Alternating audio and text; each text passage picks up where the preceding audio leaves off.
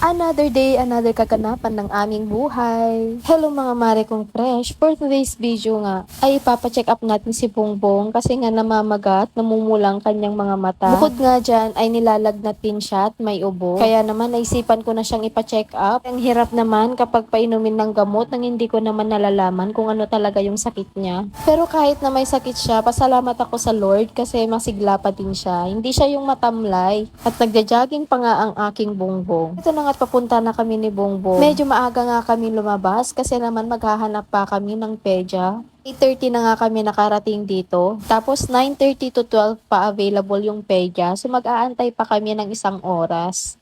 2 hours later. After 2 hours nga ng aming pag-aantay, heto na nga't dumating na yung doktor. Na naman itong si Bongbong, excited na excited talaga siyang magpa-check up. At heto na nga't pinapasok na kami ni Dr. Ragasa na napakabait. Kaya na nga't ginawa yung physical examination kay Bongbong. At nakakatuwa nga itong si Bongbong kasi relax na relax siya, kalmang-kalma, hindi siya umiiyak. Pedya nga ay natutuwa siya kanina sa kanya kasi sobrang daldal daw. At ganyan nga talaga si Bongbong, madaldal, magaling magsalita. Ang dami niyang tanong, ikaw na lang talagang mapapagod na sumagot sa mga tanong at mga sinasabi niya. O, diba? Sa sobrang relax niya, nakatapaya-pay. Silang laklakayan garod ka, no?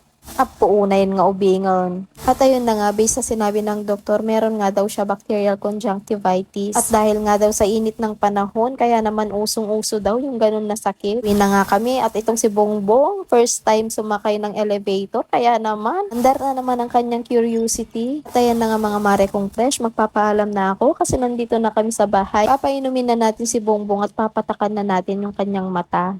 So hanggang sa muli, bye-bye!